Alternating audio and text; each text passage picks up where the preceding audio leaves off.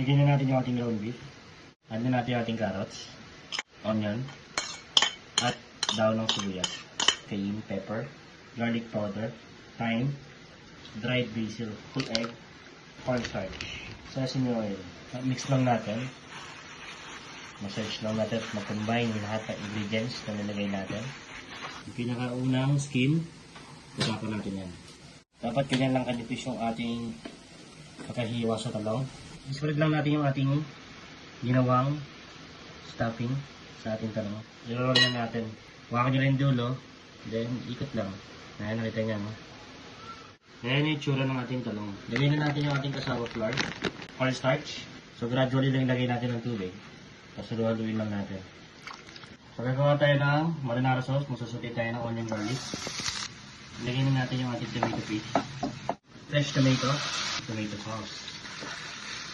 Simmer lang muna natin yung ating kamatis. Dip na natin yung ating eggplant roll sa ating butter.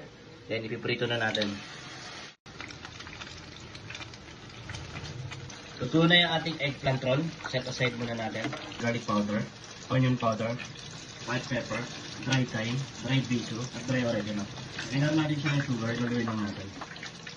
Lagyan na natin yung ating eggplant roll sa ating marinara sauce. Grated parmesan cheese. Yan, punuin lang natin. Basil, grated mozzarella. At isimmer natin siya ng mga 15 minutes. Pwede na yung ating eggplant roll with marinara sauce.